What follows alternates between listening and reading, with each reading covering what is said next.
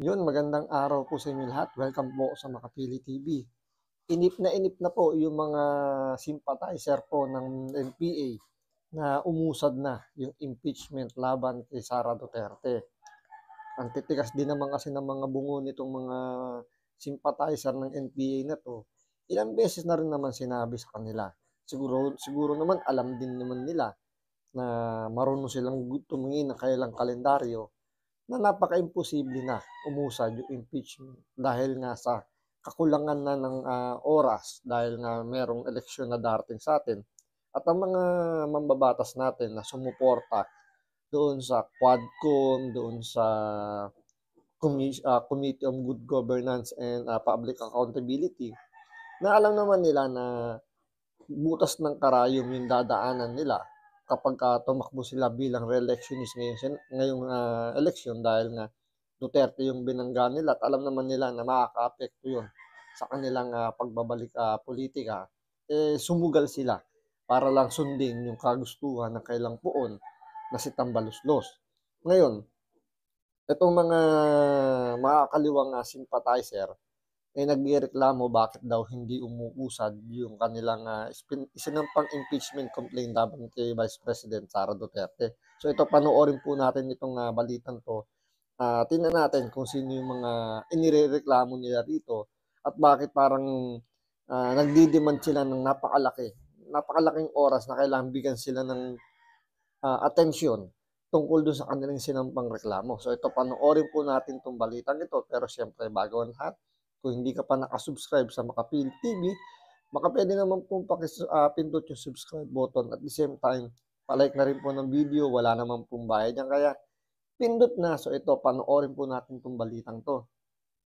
Bukod sa rally sa EDSA Shrine, una na ring nangalampag ang ilang grupo sa People Power Monument.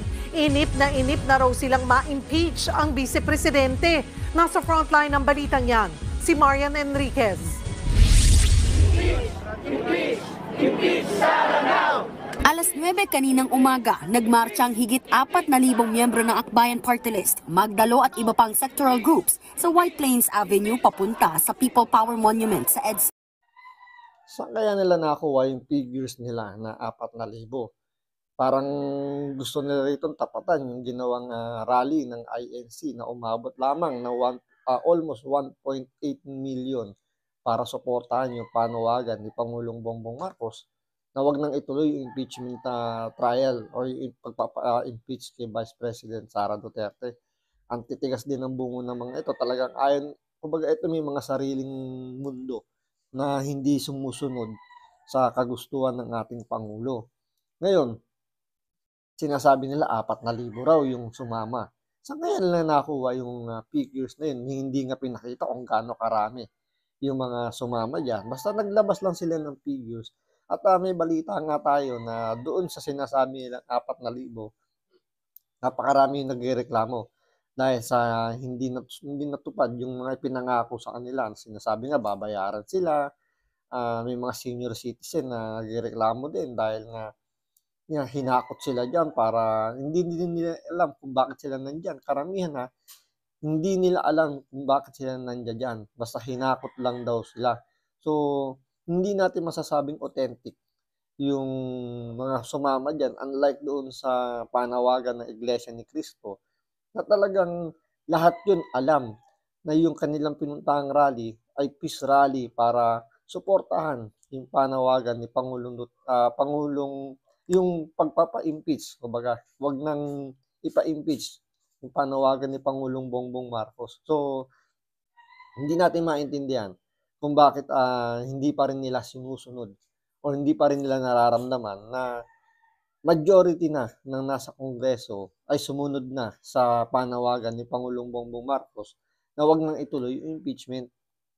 Sa EDSA, sa dami ng dumalo, nagdulot ito ng traffic sa paligid at sa EDSA northbound. Habang nagpoprograma, biglang umulan, pero hindi yan alintana ng mga nagprotesta.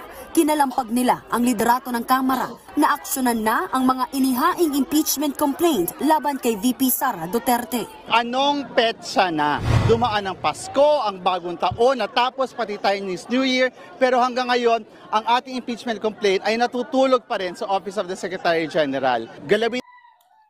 Tingnan mo itong si Pasagi, si Pasagi ang buhok. Ang inireklamo nila na hindi daw gumagalaw yung kailang impeachment complaint labang kay Vice President Sara Duterte. Itong kumag na to, congressman po to. Ngayon, bakit diyan ka sa EDSA magrarally at namemerwisyo ka pa ng mga motorista diyan? Sana doon kayo nagrally sa Kongreso, sa House of Representatives. Doon kayo mag-follow up ng inyong impeachment complaint, hindi diyan sa EDSA.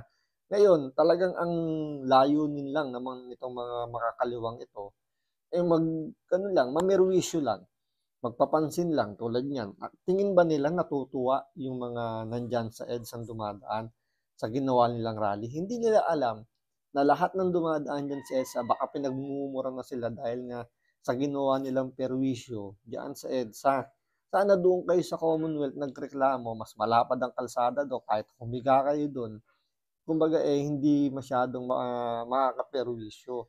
Ngayon, bakit kaya hindi umuusad yung impeachment complaint laban kay Vice President Sara Duterte?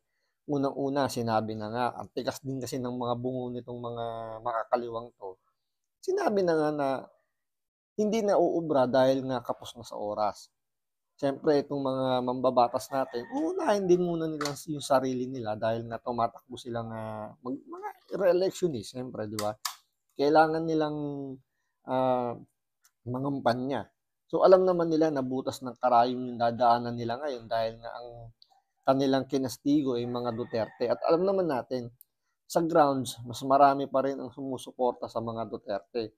Kaya, kailangan nilang magdoble kayod para man lang makabawi sila na makaungos, makalamang doon sa magiging katunggali nila ngayong eleksyon dahil siyempre malamang sa malamang yung mga makakalaban nila sumusuporta sa mga Duterte at gagamitin ng mga Duterte para makaroon sila ng advantage.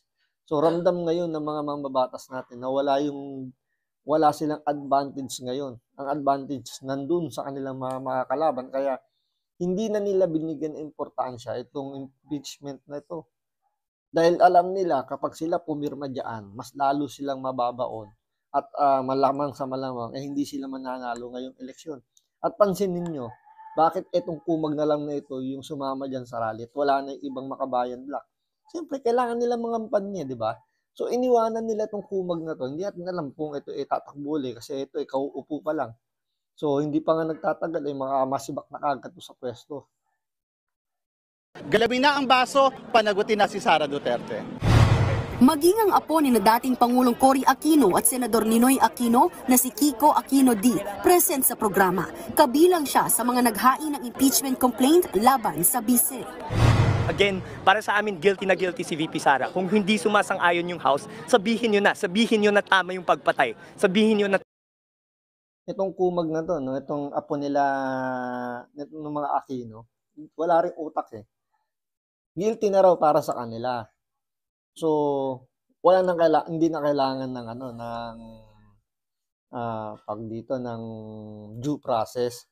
So, kahit naglabas na yung COA ng kanilang report na sinasabi na wala namang nilustay na pera si Vice President Sara Duterte, sa utak nila, sarado na, guilty. So, iilan lang ba? Kumbaga, ito nga, demokrasya tayo. Yan yung sisigawan nila. So, kailangan magkaroon ng botohan.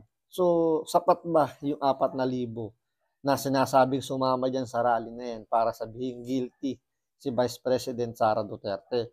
Paano naman yung 1.7 million na umattend doon sa rally ng INC na sinasabi nga na ayun peace rally para kay Vice President Sara Duterte? So, sino mas matimbang kung dadaanin natin sa botohan? Kung guilty or not guilty, yung sinasabi nilang reklamo nila laban kay Vice President Sara Duterte doon sa paglustay daw ng pera doon sa confidential fund. So, ito, kahit sabi mo palang Aquino, hindi natin masasabi na matalino.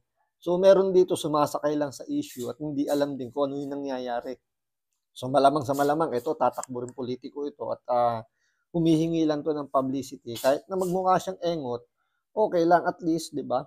Good or bad, still, publicity pa rin naman yun. Sabihin nyo na tama yung paglulustay ng pera ng bayan. Please hear the impeachment now. Do your jobs. May hiwalay na rally din sa Liwasang Bonifacio sa Maynila sa pangunguna ng Taong Bayan Ayaw sa Magnanakaw Network Alliance o Tama Na. Giit nila, wag nang makialam si Pangulong Bongbong Marcos sa impeachment case. Hayaan daw na kumilos ang Kongreso. Sa tatlong impeachment complaints na inihain laban kay Vice President Sara Duterte, betrayal of public trust ang isang common ground for impeachment. Inilatag din nila ang anilay matinding pang-aabuso sa discretionary powers ng bise sa paggasta ng higit 600 million pesos na confidential funds ng kanyang mga opisina. Tingnan nyo ang grounds doon sa kanilang impeachment complaint ay betrayal of public trust. Pero pag binasa mo naman yung kanilang complaint, sabi nga ni Topacio, matatawa ka na lang Dahil kahit hindi naman sakop ng betrayal of public trust, kumbaga hindi pa nangyayari, kumbaga mayor pa lang si Vice President Sara Duterte isinama doon sa impeachment complaint. Dapat yun, yung mga kasong ilalagay mo doon sa impeachment, dapat naganap during na Vice President si Sara Duterte. Pero kahit yung mga aligasyon nila nung ito ay mayor pa ng Davao, isinama nila. 'Di ba kung hindi ba naman nag-iisip? May mga abogado pa silang kasama diyan. So talagang may mga pulpul din na abogado talaga katulad ng mga nag-YouTube, katulad ng kakilala ko na panayang protekta doon kay Mayor Magalong. Hindi natin masabi kung ano bang tumatakbo sa utak nila. Tulad dito, betrayal of public trust. Napakalawak ng betrayal of public trust. Napakarami yan. Doon nila itinatago yung reklamo nila. So, walang specific na reklamo. So, paano nga namang uusad yan? Kahit na alam naman sa puso nila na hindi uusad yan. So, ang layunin lang talaga nitong mga makakaliwang to, manggulo lang. Wala naman talaga itong kumbaga wala naman silang purpose diyan. Kasi kung talagang habol nila yung malinis lang na gobyerno natin, ba't hindi sila magreklamo ngayon, hindi sila mag-ingay doon sa national budget natin na 6.3 trillion pesos na hinihilot doon sa BICAM na napakaraming blanco. Diba? Yun dapat ang kastiguhin nila. Kasi yun, mas malaki yun compare doon sa sinasabi na 600 million confidential funds ni Vice President Sara Duterte. Ngayon, siyempre, sasabihin nila, yun, nagastos ni.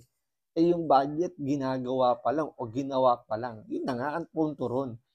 Kung hindi nila tututulan yung sablay-sablay na national budget natin, mas malaki pa sa 600 million yung maibubulsan at mananakaw nitong mga mambabatas natin. Siyempre, 6.3 trillion pesos po ang pinag-uusapan doon. Nauna nang sinabi ni House Secretary General Reginald Velasco, hinihintay pa kung may ika-4 na reklamo. Sagot naman ng ilang kongresista, challenge talaga ang timing at kung may numero ba sa Senado. It's not just a matter of impeaching a certain official. It's also assuring a conviction in the Senate. Most of them will be focused campaigning in the coming days. So that would also be a challenge. Ayon naman kay dating presidential spokesperson Salvador Panelo, walang-wala ang rally sa People Power Monument kumpara sa milyong dumalo sa peace rally sa Quirino Grandstand bilang suporta sa panawagan ng Pangulo na huwag ituloy ang anumang impeachment laban sa bise. So wala na talaga mangyayari. Nagsalita na yung mga young goons na kumbaga outnumbered na. Doon pa lang, 'di ba? Kung babasahin, lalaruin niyo na lang naman yung senaryo. Pag yan dinala sa Senado, kahit palusutin nyo na yan sa Kongreso, napakalabo na dahil nga pagdating sa Senado, outnumbered na yan. Alam naman natin, demokrasya tayo. Numbers game naman talaga yan. So, baka nga hindi pa dumadaan sa preliminary investigation, i-dismiss na kagad yan ng Senado. Ngayon, kahit na kumbaga rito ang mapupuntahan ng CC rito, yung Secretary General dahil lang kanyang palusot, kaya hindi pa umuusad yung impeachment complaint, dahil may inaantay pa raw na baka daw may magpasa pa ng reklamo. Ngayon, hanggang kailan mag-aantay itong mga makakaliwa, itong sila Pasyagi? So, kung kung umabot pa hanggang December yung inaantay nila. So, diyan pa lang dapat maramdaman na nitong mga nagrereklamo na to tungkol sa impeachment. Dapat diyan pa lang alam na nila na wala na mangyayari doon sa kanilang sinampang reklamo laban kay Vice President Sara Duterte dahil pinapatay na pakonti-konti at kailangan nilang sisihin ngayon dito si Speaker Romualdez. Siyempre, hindi naman kikilos itong yung Secretary General, hindi naman kikilos yun ng sarili niya kung wala yung basbas mula doon sa taas. So, sa susunod po na eleksyon, ang laging sinasabi po natin, kung gusto natin ng pagbabago, bumoto tayo ng bago. So, maraming salamat sa panonood. Ingat po kayo lagi. God bless.